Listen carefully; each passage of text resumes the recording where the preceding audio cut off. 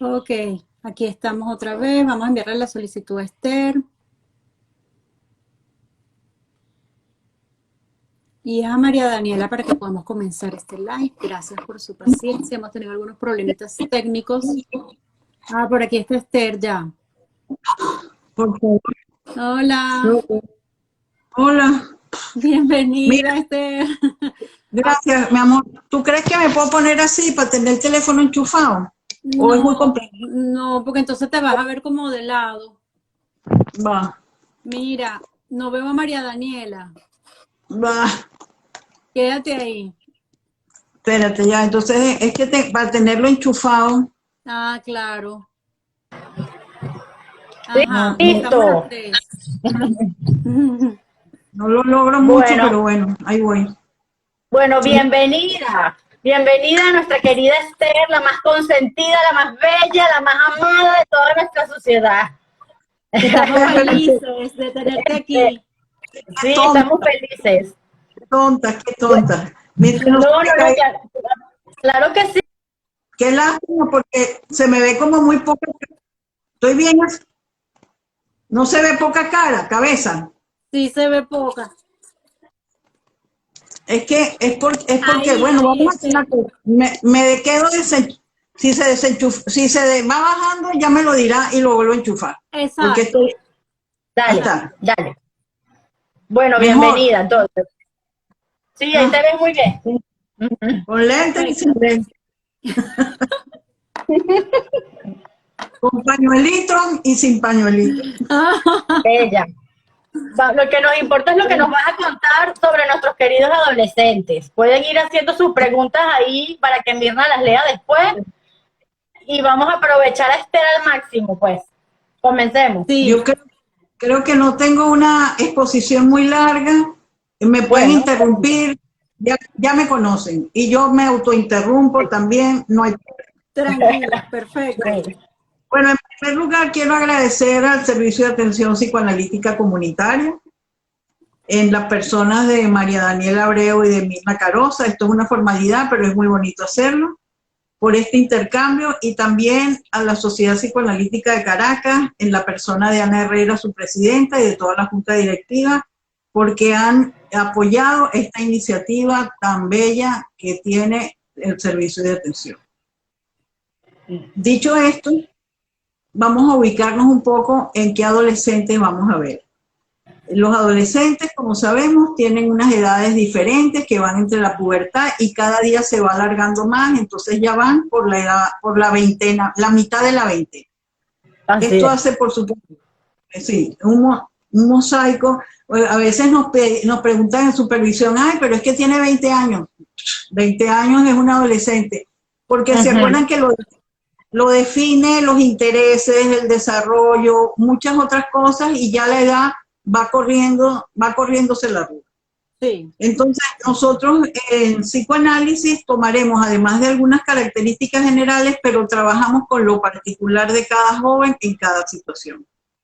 Nos referimos en este trabajo al aislamiento en la pandemia, es decir, causa y consecuencia derivadas de la pandemia. Y este es un trabajo que tiene como una continuidad del que presentó nuestra querida compañera Milagros Fagundes en relación a los efectos del aislamiento en los niños. Entonces ya vamos por los adolescentes. El aislamiento como una tendencia en los adolescentes no es algo conocido. La permanencia en sus habitaciones, cierta retracción social, pero como lo naturalmente esperable hasta ciertos gradientes, desde la naturalización hasta ciertas patologías y componentes más fóbicos o paranoides, etcétera, que anidan detrás de esos aislamientos que más o menos podemos observar. Hago un breve recuento, pero nosotros nos vamos a referir a los aislamientos que tiene que ver con la pandemia. breve recuento de cómo surgió y cómo se manejó el aislamiento durante el confinamiento. Los primeros meses y el resto del año 2020 trajeron consigo una constelación donde imperaba el miedo, la incertidumbre, las ansiedades ante el elemento desconocido, amenazante que irrumpía en la vida de todos. Se ha comparado a una guerra sin serlo, pero en muchos casos superó las fantasías de las guerras químicas, biológicas, de las películas y los juegos de video. Dos imágenes fundamentales me vienen a la memoria que son quizás como las más impactantes. Para mí fueron así. Los hospitales atestados de miles de enfermos con y sin posibilidad de atención médica, donde muchos sobrevivían y muchos fallecieron. Y las imágenes sobrecogedoras de las ciudades vacías en todo el planeta, producto del confinamiento como la única medida en aquel momento general que se tomó, la cuarentena. El aislamiento, la distancia social como único recurso que encontraron para solventar un poco la ola de contagio. Esto trajo el confinamiento a la vida familiar, social y los jóvenes de su escolaridad. Las familias permanecían en las casas casi totalmente por un tiempo, luego un poco más parcialmente, y ya lo veremos cómo en oportunidades eso trajo una mayor posibilidad de contacto, de vinculación, de participación familiar, pero también como un caldo de cultivo de conflictos subyacentes que se desencadenaban en esa situación. Padres toreando, iba a decir toreando, el laxo está bueno. Como pero siempre. está bueno, sí, está cual. Toreando tareas más posibilidades y deseos, tratando de compensar esa escolaridad que quiso sustituir el trabajo presencial con el trabajo a distancia por internet, más de informaciones que de atención, en mi opinión, después hablaremos un poco más de eso, a lo que era recoger las vivencias de los muchachos, los juegos, las situaciones complicadas. Se trató de cumplir con los programas, con la parte académica, y creo que se descuidó el otro asunto. Además de los miedos, las angustias iniciales de la enfermedad, la muerte, se sumaron las pérdidas reales de familiares, amigos y conocidos, más toda la avalancha de información que había en la televisión y los medios, etc. La escuela como recinto de encuentro, de amigos, de amoríos, de ilusiones, de preparativos de encuentros, de deportes, de actividades culturales, etc., fue sustituido por las pantallas que fueron llenando poco a poco la vida de los adultos y también de los jóvenes, mucho más de lo que habitualmente ya estaban instalados. Volveremos sobre eso porque yo creo que casi necesitaríamos un tiempo total para hablar de lo que yo llamo las pantallas, que ahí engloban todos los juegos, la comunicación, los Zoom, los videos, el TikTok, el otro, Instagram, todo lo que los muchachos y en el caso de los jóvenes trabajan. Clases, encuentros, juegos, adolescentes y adultos que vamos a vivir a través de las pantallas en una buena medida. La lucha contra el adolescente por sus horas de video y sus horas pegados a las pantallas caían a veces desplomados ante la posibilidad de que estuviera en clase. Porque ahora ya, yo tuve una paciente que era muy graciosa que decía, cuando uno ya cree que están las luces apagadas y que se está durmiendo, debajo de la cobija ves una luz, todavía queda un electrodoméstico vivo. Entonces, estos electrodomésticos que eran todos los aparatos de los jóvenes, ahora formaban parte del arsenal de clase escolar. Entonces, y además, también del de los adultos, que empezamos a trabajar y a reunirnos y a hacer todo a través de las pantallas. Así como los adultos en sus propios trabajos. Cuando esto era posible, porque en realidad ni todos los jóvenes, ni todos los adolescentes, ni todos los adultos tenían acceso a las pantallas. En Venezuela, en concreto, además de las consideraciones personales, socioeconómicas, culturales, etcétera, porque la señal de internet muchas veces nos abandona y ya sabemos cómo puede funcionar. Entonces, no todos los niños tenían acceso a las clases online, ni a los juegos, ni a esas cosas. Muchas familias intentaron a veces lo lograron, volver a los juegos de mesa, al deporte en casa, a la música compartida, a la lectura, etcétera. Pero en muchos casos las pantallas lograron también conectar a los jóvenes en las sesiones diversas que tenían. Otras veces servían de pantalla, de paraván, ocultando tras de sí temas de sintomatología fóbica, paranoide, etc. Ambas cosas están allí.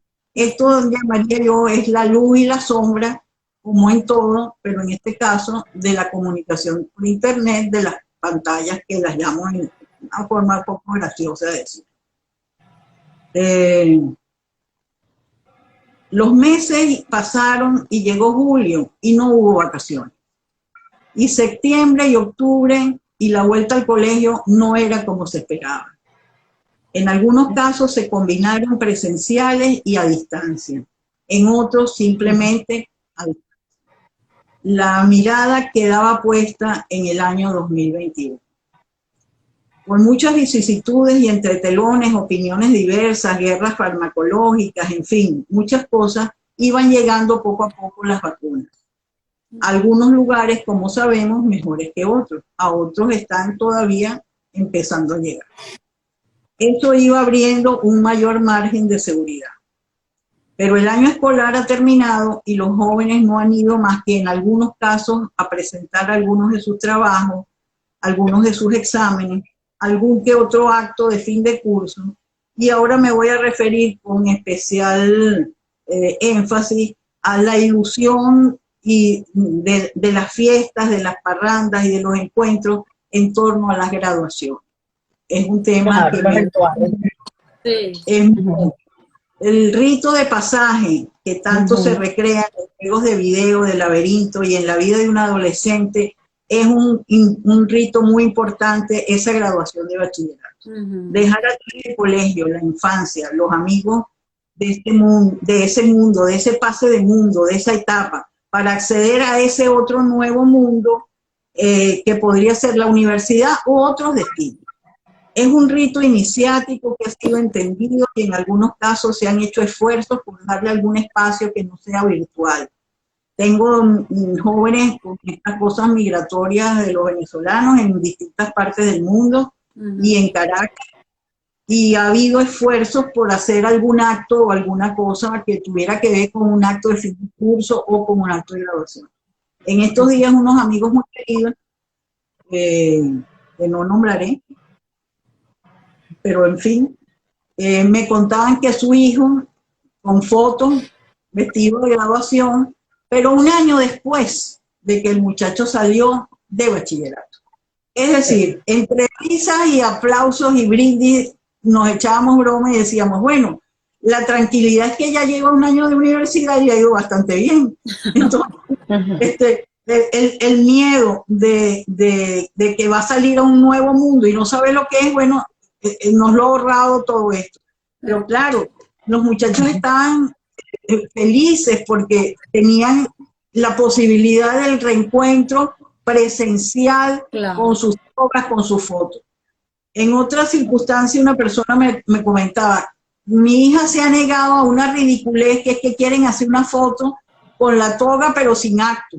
Entonces ella dijo que eso es y entonces ha habido como algunos comentarios y están tratando de hacer un acto aunque sea muy discreto.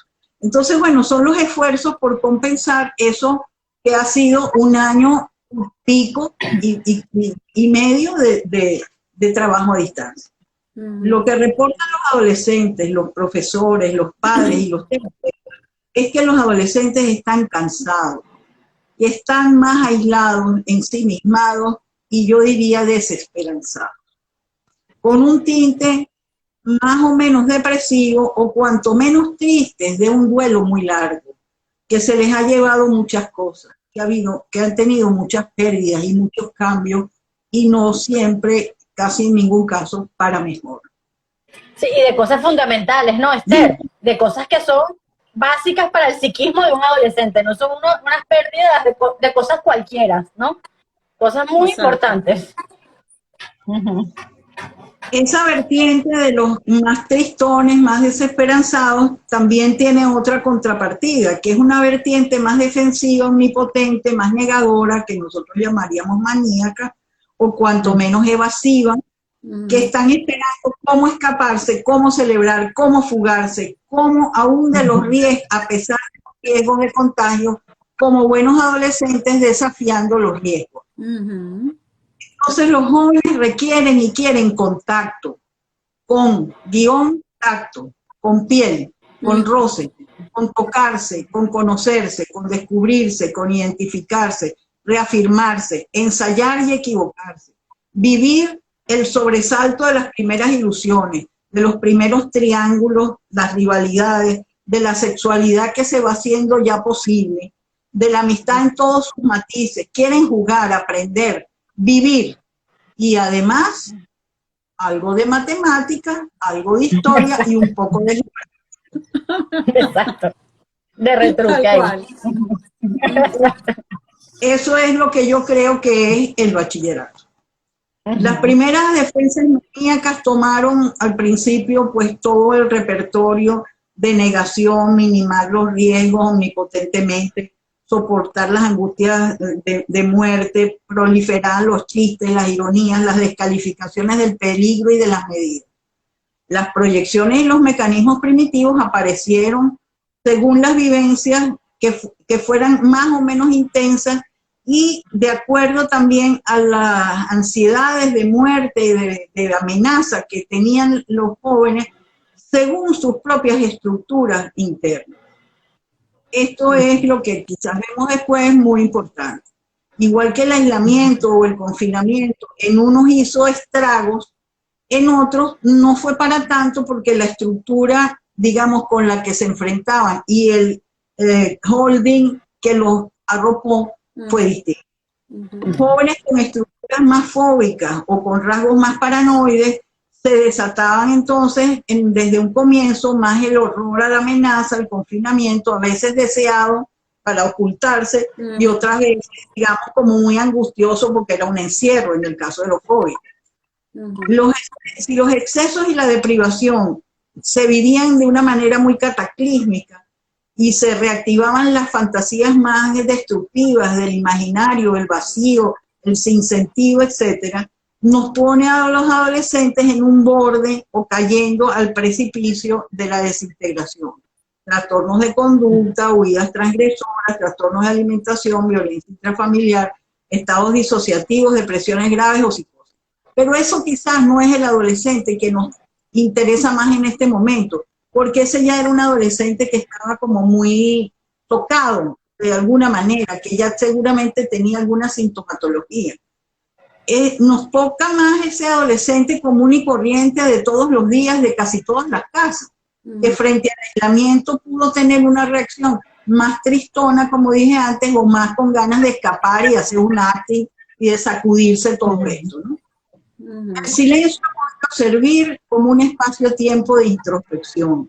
Yo esto lo defiendo mucho porque creo, como digo aquí, pues que si los maestros, los padres, los terapeutas y otros somos unos buenos guías iniciáticos, ese recorrido puede abrir puertas a este otro mundo y a una salida del laberinto, en este caso al mundo de la adultez, todavía, digamos, no tan cercano. El encierro puede ser para los adultos una oportunidad de gestación para una salida a la luz exterior en medio de realidades que se plasman en sus producciones creativas, música, poesía, etc. Los videojuegos también representan estas posibles salidas laberínticas, los pases de mundo, como dije antes, y otras cosas, las guerras con amenazas, pero los pasajes por túneles, etc. La cueva puede ser un refugio para un viaje que se suma al recorrido iniciático propio de esta edad y que puede en el confinamiento impuesto haberse desarrollado en algunos casos para bien. Si la condición, el acompañamiento familiar, social, etcétera, fue lo suficientemente bueno, en palabras de Winnicott, y pudiera tener un efecto regenerador o restaurador con una mirada a ese otro mundo. Acompañar al joven y a la familia es lo que nos toca terapéuticamente. La función terapéutica más específica según nos vaya presentando cada caso. No es posible, ni siquiera en esto que es una cuestión, digamos, un poco más divulgativa, dar unos lineamientos generales, sino de acuerdo a lo que nos traiga el joven, la familia, etc. El trabajo de los duelos, el trabajo de las ansiedades y los conflictos subyacentes. Siempre recalco esto. Una cosa es que el confinamiento, en qué adolescente y cómo lo vive, y cómo lo maneja el entorno. Las ansiedades persecutorias de muerte de los familiares, que hasta ese momento a lo mejor habían estado como en un equilibrio un poco más estable, digamos así, o una familia que lo pudo vivir, bueno, también las pérdidas, a quién se le murió alguien, y por supuesto estuvo más tocado, quién perdió el trabajo, quién perdió todas las oportunidades, o sea, es muy complejo, por eso cada situación merece una atención personal. Y por supuesto ver cómo eran las expectativas y las cosas antes de la pandemia, durante y después, en tanto que temores, inhibiciones, identificaciones, expectativas, etc. Quiero como dejarlo hasta acá, no sé si es mucho o poco por hablar, ustedes saben que más bien hay que pararme, pero bueno, quizás abrir como el diálogo y con eso nos vamos retroalimentando. No sé si ustedes quieren también de comienzo decir algunas cositas que se les ocurren. Bueno, Esther, yo por ejemplo pensaba en el grupo que llevamos Mirna, Mari Carmen y yo, de padres, ¿no? Y cómo los papás de los adolescentes son los más angustiados de todos, ¿no? O sea, porque no encuentran cómo contener, yo diría que ni siquiera comprenden realmente, en principio, lo dramático que es este encierro para un adolescente. O sea, creo que si siempre nos ha costado como papás quizás acercarnos a la adolescencia, a pesar de que todos pasamos por ahí, siempre ha sido como un tema, ¿no? Qué difícil es para los papás acordarse que pasaron por ahí, que tuvieron las mismas situaciones.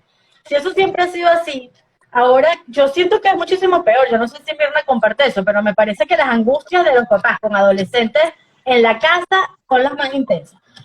O sea, los niños más pequeños son más fáciles de manejar dentro de todo, ¿no? Pero los adolescentes se han convertido en un reto muy grande y los papás están muy frustrados y con poca capacidad de entender la rabia que los adolescentes tienen, porque están furiosos. Lo que nosotros más escuchamos son adolescentes bravos. Claro, porque además se han visto. Sí, porque esos son los que se quieren escapar, los que quieren hacer fiestas, botellones, saltarse la reja de la casa. Exacto. Claro, y luego están muy bravos. Más inhibidos, que también es un reporte de las familias y los terapeutas, como más inhibidos, que se quedó ensimismado, se quedó aislado, se quedó triste, se quedó confinado, pues, dentro de sí mismo. Aunque ahora se pueda salir un poco más, claro, el muchacho quedó como confinado. Bueno, sí. A ver. Sí.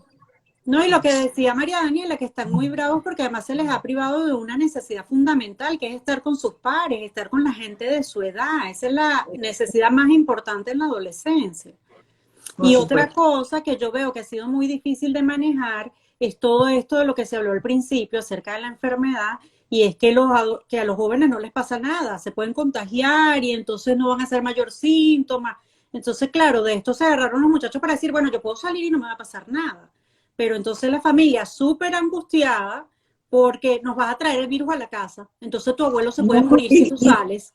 Y después se vio que sí se contagiaban muchos, ¿no? Sí. Por supuesto, cuando son fuertes, cuando son más sanos, la acción del virus, la respuesta inmunológica es mucho mejor y la acción del virus es menor, pero también ha habido, ¿cómo no? Jóvenes contagiados y bueno, y con gravedad, ¿no? Claro, y más toda la responsabilidad, ¿no? se agarran de allí para decir, esto le da a los abuelos, esto le da a los padres. Nosotros somos Sí, para controlar dentro de también. la impotencia natural del adolescente, pues, dentro de la impotencia natural del adolescente. Entra esto. El que es más fóbico, entonces se protege un poco más. El que es más paranoide se asusta muchísimo y quizás se esconde y no quiere nada. Esos son los del aislamiento quizás más de lo patológico, pues, ¿no? Y luego, sí, pero eso no le preocupan tanto a los papás, que es lo cómico, porque a mí esos son los que más me preocupan, los que se encierran. Yo prefiero un adolescente que proteste, que con el que yo pueda pelear en el buen sentido, pues de discutir, de ver qué pasa, pues el que se encierra, claro, no da problema, no da tantos problemas, pero quizás está en una situación, me parece a mí a veces hasta de más riesgo, ¿no? Por supuesto. sí, bueno, porque que anida en esos aislamientos enigmáticos, ¿no? Sí. ¿Qué está pasando en el mundo interno de un muchacho que está metido en su cuarto? Si ya de por sí eso preocupa en los adolescentes, ¿qué hace tanto tiempo en el cuarto? Bueno, lo de menos sería que se esté masturbando o que esté viendo unos videos aquí y allá. ¿En qué está? Está en una cosa sórdida, está en un mundo oculto, dark, ¿no? Está como esos videos y esas cosas que ven tan raras, ¿no? Antes eran góticas, ahora son no sé qué, los zombies, los otros, no sé qué más, no importa, la era va cambiando, pero es decir, lo sórdido también está allí, eso existe. Y todos tenemos una oscuridad y una sombra, pero a veces en la adolescencia eso se hace muy, muy, muy invasivo del muchacho. Y los padres a veces lo ven con bastante horror. Ese es el momento, uno diría, ¿cuándo consultar con un especialista? ¿Cuánto preguntarle a una psicóloga escolar? ¿Cuándo el soporte familiar puede con eso? Bueno, eso es muy difícil de decir, por supuesto, cuando se ven cosas así, pues muy raras, muy, muy complicadas. Por internet pasan cosas, por eso yo decía, de las pantallas nada más podemos hacer un live de esto, ¿no? Total. ¿Y sabe cuánto trabajo de presentación, de publicación? Porque las pantallas tienen luz y sombra y estamos en un momento, no me quería yo meter por ahí, pero tú sabes que uno es típico de cuando no se quiere meter es porque se quiere meter. No se puede creer. Esto mejor no hablemos. Pero entonces, es que estamos frente a cambios culturales. Sí. Dentro de esos cambios culturales está todo un mundo que nos es bastante extraño y a veces muy sórdido de cosas que ocurren a través de internet, pues. Mensajes, invitaciones a sexualidades complejas, perversas, bueno, muchas cosas. Luego está también la posibilidad de los novios que no se pueden ver o los amigos que no se pueden ver en el colegio se ven en los Zoom, o los cumpleaños, ya hasta los mayores, resulta que cumpleaños una tía y entonces hacemos un Zoom con los sobrinos, todo el mundo hace unos... No, o sea, esto es un cambio cultural, esto es un cambio que cuando preguntas a algunos investigadores o personas dicen, no, y es que seguramente se van a quedar muchas de estas modalidades. O sea, la pandemia probablemente va a pasar, pienso que va a pasar, no enseguida, pero va a pasar. Pero hay algunos de estos cambios, bueno, nosotros hemos tenido algunas ventajas, ¿no? Es decir, esto no se había inventado. Esto hace 2 años, no, bueno, no se nos había ocurrido, se les ocurrió ahora a ustedes. ¿Entienden? O sea, que nuestras jornadas y nuestras reuniones tengan mucha más convocatoria de la que tenían, porque resulta que vienen de Argentina, de no sé dónde, de Estados Unidos, de México, etcétera, ¿no? Entonces, bueno, en una pantalla ahora, las pantallas de cuadritos han sustituido las convocatorias a los congresos, a las jornadas, etcétera, con mucha más asistencia, porque estás desde tu casa y por trabajar. ¿Cómo no? Esa es otra batalla con los adolescentes, Esther, porque fíjate, siempre ha sido una batalla el tema de la pantalla, siempre. Eso es un clásico de esta época y con los adolescentes. Pero es que ahora que estamos diciendo que se está perdiendo algo que es muy fundamental para ese pase, para esa construcción de ese psiquismo, lo que necesita, ¿no? Realmente las pantallas es lo que les quedó. Desde con ese doble filo del peligroso que tiene todo, el acceso que tiene también a todas estas cosas que no son tan positivas, pero al mismo tiempo, ¿cómo tú le dices ahora a un adolescente? ¿Cómo le restringes a un adolescente la pantalla? Así como tú estás diciendo, con la pantalla es que vea a la novia, con la pantalla es que vea a los amigos, y es el mínimo espacio que tiene de contacto. Y la clase. Sí, que es como dice alguien por acá. Hasta los pequeñitos veían las clases online. Sí. Claro, sí. Pasaba que el refuerzo de que los padres en casa hagan las 3/4 partes o más de la función docente y de las tareas. Sí, fíjate, por acá alguien comenta, mi hijo solo es con su celular y se enfurece cuando se lo quito. Dice que él no sabe qué hacer si no está con el teléfono. Justamente lo que estamos comentando. Bueno, cuando pero quizás entender qué es el teléfono, ¿sabes? Entender lo que significa el teléfono, creo, ¿no? Exacto, que esa ventana, el contacto con sus padres. Cuando que los padres les cuesta ver la adolescencia y manejar la adolescencia. Yo cuando trabajo con adolescentes, que por supuesto también trabajo con la familia de una u otra manera, les digo a los padres, inclusive en las entrevistas iniciales o después cuando nos reunimos ocasionalmente o sistemáticamente, ¿cómo fue tu adolescencia? Que muchas veces los temores de las propias cosas que se hicieron o de las que no se hicieron, o de las inhibiciones, ¿sabes? Como cuando los padres ocultan un poco que los raspaban en matemáticas. Entonces ocultas, tú sabes, como esa versión, como que la versión para los hijos tiene que ser unos padres que ya de por sí los jóvenes y los adolescentes destronan a los padres, los pedestales, a los niños idealistas. Es decir, pero pareciera que hay como un error, ¿no? Que los padres tienen que mostrarse casi perfectos, ¿no? Sí. Inclusive, una de las cosas que yo trabajo mucho, que es en presencia de algunos duelos o situaciones conflictivas del hogar o cualquier cosa de esta, la madre, por ejemplo, está llorando y llega el niñito y le pregunta, ay, mamá, ¿qué te pasa? No, que me duele la cabeza. No, señora, no le duele la cabeza. No, triste porque se fue el abuelo, o que me siento mal, o no, son cosas de los adultos, pero tuve un disgusto X, el trabajo, con tu papá, con la vecina, ¿sabes? No tienes que explicarle toda la vida al adolescente o al niño, pero no tienes que mostrarte como una especie de robotín que no te pasa nada y que si te pasa algo es que te duele la cabeza, ¿no? Y que mucho menos que eres perfecto. Mucho menos todavía que eres perfecto. Tuvimos una adolescencia inmaculada, nunca nos montamos en una moto, nunca no quiero ni nombrar cosas, ¿no? Nunca hicimos esto, cada cual que vaya poniendo su chulito, ¿no? Lo que no se sí que hizo, o lo que no hizo, a las tantas fiestas que no fue, o a los tantos novios que no tuvo, a las tantas X cosas, o lo bullearon o no lo bullearon, un verbo que me horroriza, pero en fin, lo acosaron o no. No era siempre como la estrella refulgente, ¿no? Sino que contarle al hijo quién ha sido uno también es una manera de unión.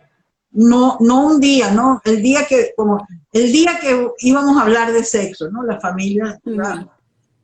Había una niñita hace años, era una adolescente que me decía, las clases de educación sexual del colegio son mentiras, porque empezamos siempre por la función y por el óvulo y por la cosa, y nunca llegamos a la sexualidad.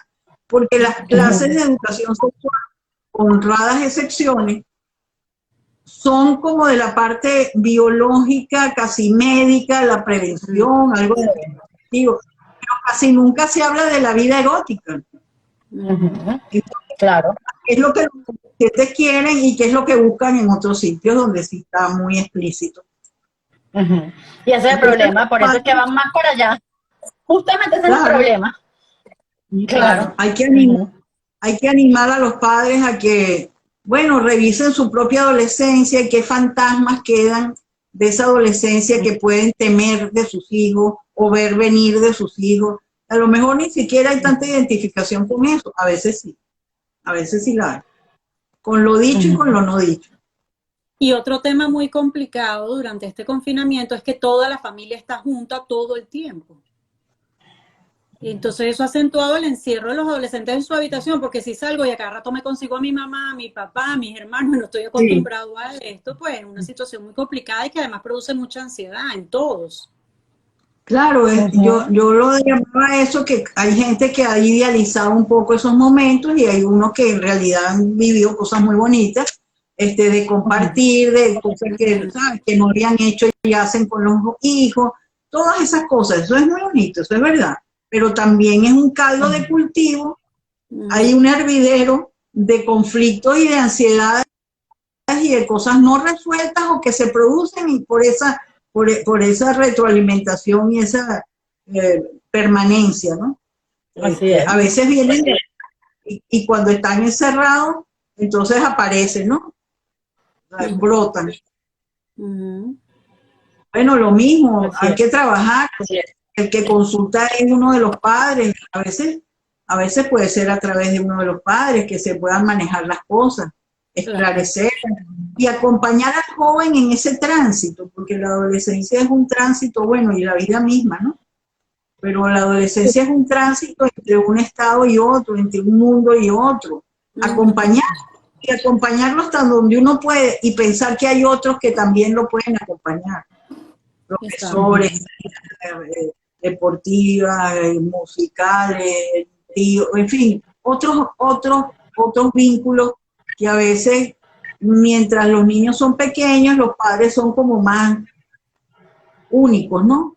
Familias donde puede haber mucha intervención de otros tíos, amigos, primos, qué sé yo, pero la presencia de los padres es como muy importante, de los padres y los maestros.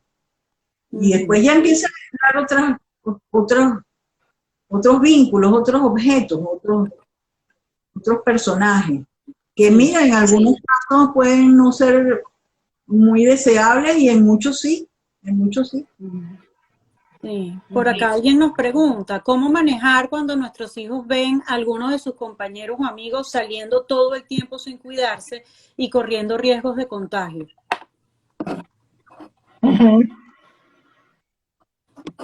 Bueno, eso me lo han preguntado, me lo han comentado a mí, ¿no?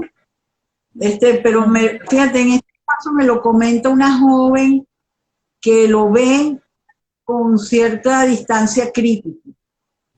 Digamos que tiene una introyección de la norma yoico familiar aceptada, aunque a veces no le gusta mucho. Pero hay veces que, bueno, porque ellos sí y nosotros no.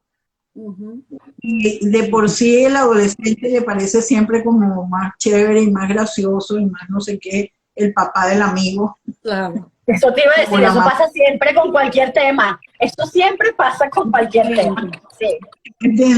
Entonces, bueno, lo mismo, eche usted para atrás.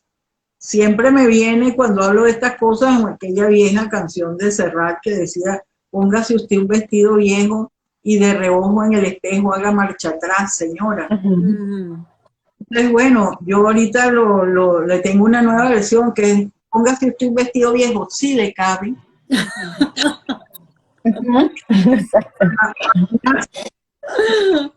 Es molestia. Y de reojo en el espejo. Recuerde usted cuando tenía la carne firme y un sueño en la piel. Para atrás. ¿Cuántas cosas de esas que su hijo le reprocha también ustedes se las reprochó a su mamá? Yo esta canción la canté de adolescente con brío, ¿no? Ajá. La recordé mucho y le he vuelto a cantar de mamá después. De mamá de adolescente y de más grande también. Y entonces, bueno, no es fácil a veces ponerse en aquel momento, en lo que uno vivió. Los padres, pero ¿sabes lo nosotros, bonito de lo que dices? Esther, ¿sabes qué me gusta de lo que estás diciendo? Que estás haciendo mucho énfasis y eso es importante. Siempre se cree que en la adolescencia el rol de uno es la ley, ¿sabes? Como los muchachos se pueden salir del carril, entonces siempre el papá tiene como una percepción interna también, de que su rol tiene que ser, tú sabes, la ley. Y quizás eso también hace que se olvide, no solo porque no voy a echar para atrás la historia, sino porque esa misma persecución de lo que se supone que debe hacer, lo desconecta, porque tú te estás refiriendo todo el tiempo a acompañar, a ser empático, echando para atrás la historia, ¿sabes? Que no es solamente la ley lo que hay que hacer entonces. Hay muchas otras cosas que son importantes. La ley es fundamental, pero la ley no es la represión policial. La ley es la barra, la ley es la posibilidad de los límites, de la castración, y mejor que comprendemos nosotros. Es decir, esto no es posible, esto sí es posible, pero porque es estructurante para el joven. Pero esas casas donde lo que funciona es la represión policial, violenta, no firme, sino violenta, entonces hace ese juego. Los demás, bueno, eso son los demás, pero aquí se hace lo que digo yo. Eso es una frase que uno, esa es la que típica. Y aquí y porque lo digo yo, y te callas la boca y te vas para tu cuarto, además. Además. Entonces, ¿qué pasa con esa? Aunque a veces yo le digo a los padres, por ejemplo, si tú ves a un niño de 2 años que va a meter el dedito en el enchufe, no lo deja, ¿verdad? No le dice, Bueno, hay algunas cosas que al adolescente le tienes que decir que no, esto no se puede, porque esto es un riesgo, porque esto no es posible. Pero esa contienda permanente, donde entonces es porque es la vía de la autoridad sin razonamiento o digamos por sometimiento, bueno, los demás los dejan, pero nosotros no. Mira, tenemos estos principios, hemos estudiado lo del contagio. Es decir, ¿por qué no voy a la fiesta si la vecina va? Bueno, tenemos unas normas en esta casa, esto es lo que hay que hacer nosotros, pero hay una cosa que es como más democrática, más conversada, más dialogada, que el joven puede entender. Y no importa que no esté de acuerdo, que se pelee, eso también vale. Claro. Lo único es que el debate con el adolescente de los padres es inevitable, pero es que es deseablemente así. Exacto. Tiene que haber un debate, porque ese es el debate que produce la posibilidad de la exogamia, de la salida, del desacuerdo, de la desidentificación, para después volver a hacer la identificación y jugar en otros tableros. Porque si no queda plagado en el aislamiento endogámico, que es parte de lo que ha producido también este aislamiento, una cosa endogámica donde estás cocinándose ahí todos los días, con todos los miembros de la familia, que ni los padres van a trabajar, ni los niños van al colegio, pero bueno, y entonces exacto. Estamos en este hervidero, ¿no? En este hervidero. Así es. Sí. Bueno. Como dice Mari Carmen por acá, es diferente de autoritarismo. Sí, no creo, exacto, no creo que contesto la pregunta, porque las preguntas son muy difíciles de contestar. Cada cual tiene que entender un poco cómo lleva sus normas y qué dice al respecto. Claro, pero ese punto es importante que dice Mari Carmen también y que estamos hablando, porque claro, el común puede entender que la ley es esa solamente de represión y castigos, y porque lo digo yo el punto. Y la ley tiene que venir, es lo que tú estás remarcando hoy, acompañada de esa otra parte afectiva, conectada emocionalmente, pues para que además sea útil, porque es que si no, se queda ahí en un parapeto que el chamo se revela y no lo introyecta realmente, ni le sirve para nada realmente. Es que el límite amoroso es el que los padres ponemos en un momento dado, para que los hijos no corran riesgo, para que por supuesto siempre va a haber, yo en un articulito que hice por allí alguna vez de la maternidad, esos dos modelos, siguiendo el modelo un poco biológico, ¿no? El de la contención y el de la expulsión. Los dos tienen que estar presentes, porque sin anidar no llegas a concebir la maternidad, pero luego sin expulsar tampoco. Es decir, si el uno no le permite la vida, el otro se la asfixia. Entonces, si uno contiene, malo, y si no expulsas, también. Por eso es que es tan difícil este oficio, porque siempre estamos un poco entre... Y nos vamos a conocer, sabemos que hay madres que son más protectoras y madres que son más expulsivas o abandonantes, en el caso extremo, y las protectoras asfixiantes, pues, ¿no? Digamos, ahí nos vamos a jugar en esos gradientes. Pero el límite amoroso es ese de la contención y la expulsión. Es ese que dice no puedes meter el dedito en el enchufe, o sea, ni de casualidad. No te puedes ir entonces a tal cosa o a tal otra. Y bueno, y cuando es porque es una lucha de poder o porque tus propias fantasmas no te dejan sino hacer eso en ese momento, entonces ahí ya tendríamos que hablar con los padres y decir, ¿por qué no y vamos a echar marcha atrás a ver qué pasó allí, ¿no? Porque bueno, y uno descubre que los padres eran de tal manera, que las prohibiciones eran tales y cuales. Bueno, esa ya es la particularidad. Claro, digamos que más que un control sobre el adolescente, entonces hay un control sobre los propios fantasmas de esos papás, ¿no? Claro.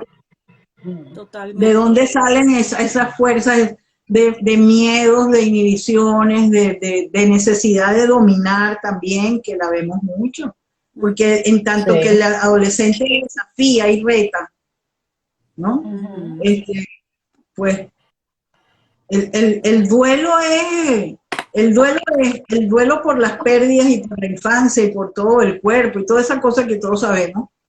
Y el duelo es también una contienda. Estamos en un tema donde por un lado hay que elaborar la pérdida y por otro lado hay que asumir cómo se vive ese desafío, ese reto, ese duelo.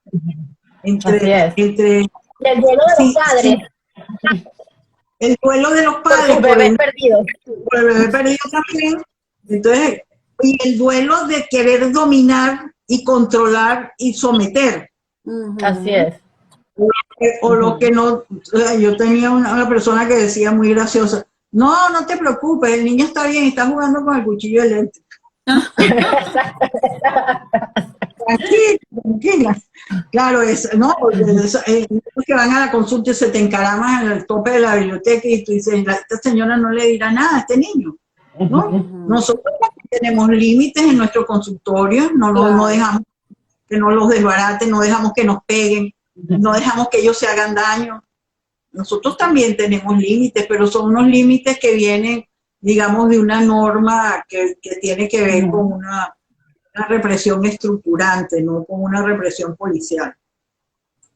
Claro. Y esa distinción es básica en la adolescencia. Siempre es importante, pero es que en la adolescencia hace toda la diferencia. Sí, no sé, se nos escaparán cosas de este tema, ¿no? En este momento, pero bueno, yo creo que es como ese debate que yo digo que a veces es combate, porque si todo fuera solamente idílico, el adolescente no se iría, pero lo que uno no se iría nunca, y se tiene que ir. Claro. Es decir, el modelo etológico de la naturaleza lo dice, pues. A los pichones los echan un empujoncito cuando están listos para volar. Ay, pero ¿cuándo va a estar listo? Eso es todo un desafío en la vida, ¿no? Es el momento, me estoy precipitando, no está listo para ir al camping, no está para las vacaciones, no está para la fiesta. Sí. O sí. Entonces, claro, hay un ensayo y error de los padres también. Los padres también estamos sometidos a un ensayo y error. Pero la naturaleza es así, tú no has visto, los terneritos los empujan, ¿no? A los burritos los empujan para que caminen, a los caballitos, ¿no? O sea, porque no quieren. Cuando uno ve una mamá de X años con un zagaletón de 45 que vive con ella, Sí. la mamá me dice, no, pero algo pasó allí que se quedaron presos endogámicamente. Exacto. Y detrás de eso sabemos que hay a veces patologías muy serias. Más bien es más sano esos chistes. No, vamos a ver si ya va saliendo, ya va como que va a conseguir un trabajito, ya como que, ¿sabes? Como el empujoncito, no el empujón que lo excluye malamente, pero si la exclusión es necesaria en la infancia para la triangulación necesaria, en la adolescencia, pues todo esto se reedita. Y la salida exogámica es a partir de que no me quiero quedar aquí y nosotros no queremos que te quedes. Queremos verte volar. Claro. Claro. Y eso Bueno, no... ya y eso- tenemos ¿hay más unos minutitos preguntas? para despedir. Tenemos unos minutitos Exacto, ya antes para de terminar. despedirnos. ¿Bueno? Bueno, por acá alguien preguntaba que si se le tiene que contar todo a los hijos de todo lo que uno hacía durante la adolescencia. No tiene que contar todo de nada. No, una cosa es que lo que yo digo, que no se oculten todas las cosas y se haga como una especie de personaje idealizado para idealizar. Y otra cosa es que tú tengas que una especie de confesionario donde tú tienes que contar al niño todas tus historias y todo por favor, un poco de censura, un poco de un poco de libertad. A mí me gusta mucho en términos de libertad una frase de un grupo español de hace muchos años que cantaba una canción que se llamaba Libertad, sin miedo y sin ira. Es muy difícil, pero hay que trabajar por ello. No, yo creo que uno tiene derecho a tener vida privada y pensamientos ocultos y sueños que no le cuentas a la gente o a nadie o yo qué sé. Pero sin mostrarte como que también fuiste adolescente, también viviste angustia, también tenías ganas de salir, de hacer cosas. Y en falta, lo que no pudiste, cosas que no lograste. Bueno, ¿sabes? Digamos que los papás, que la adolescencia no quede sepultada, como hablamos nosotros del Edipo, que el Edipo quede sepultado, que no quede sepultada la adolescencia. Así es. Claro, pero es la duda por eso que tú decías, Esther, de qué tanto, ¿no? Es nuevamente eso que tú dices, qué tanto le suelto, qué tanto lo agarro, igual, qué tanto le esculpo, qué tanto le digo. Ese es el dilema del papá del adolescente, pues, más que nunca, siempre es, pero más que nunca ahí. Es el dilema de la vida. A veces, ¿y para qué lo dije? Exacto. Todo lo que usted diga será usado en su contra. Bueno, pero ya lo sabía. ¿Para qué? ¿Entiendes? ¿Cómo no le dije esto? O sea, ensayo y error. Somos imperfectos. Eso es una realidad.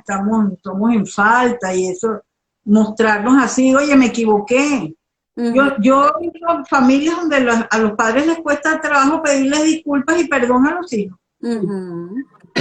Y hay veces uno se ha equivocado y que, mira, no lo hice a lo mejor con mala intención, pero me equivoqué. Fiesta, a lo mejor le puse mala cara al amigo o a la amiga. A lo mejor, ¿sabes? Tantas cosas. En un momento dado uno dice, oye, perdón, es verdad, me equivoqué, me pesa haberlo hecho así. Exacto. Así es. Yo creo que eso es más bonito que pensar que somos infalibles y perfectos y unos padres, no sé, así solo maravillosos. Yo creo que somos maravillosos en tanto que somos humanos. Exactamente. Eso es lo más maravilloso que podemos ser.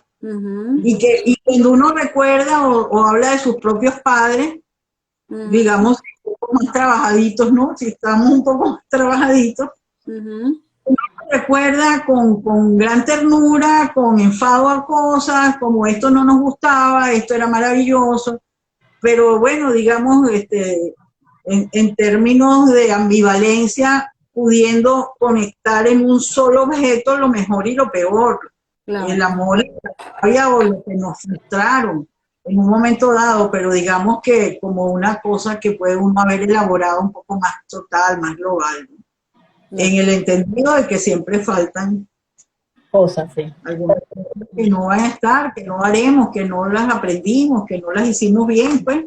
Y nos va a No las faltar tiempo también para seguir conversando, Esther, querida. No, No, te la vamos a volvemos a volver a invitar, invitar. Mirna. Sí, Sí. sí, sí, sí, ya estás cordialmente invitada para un live parte 2. Ustedes saben que yo, como decían, que no aguanto dos pedidas. Ah, Bueno, Yo buenísimo. soy, Te contamos contigo para pronto seguir hablando de los adolescentes que nos encantan. Nosotros somos unas personas raras que nos encantan los adolescentes. Entonces vamos a sí, hacer bueno, otras partes. en realidad somos unas personas un poco raras que nos gusta este oficio. también. Bueno, también, pero nos encanta esa etapa que tiene su cosa, ¿no? Bueno, Así entonces es, estamos así es. listos, Mirna. Me Bueno, encantó tu presentación, Esther, y nos encanta tenerte por acá. Gracias por tu apoyo muchas y gracias gracias por tanto. a ustedes Un beso. por pensar que podíamos compartir esto. Besos. Un Claro que abrazo, sí, las quiero chao, mucho. Un gracias. beso, cuídense. Chao. Ahora nos escribimos. Ok, seguro. Chao.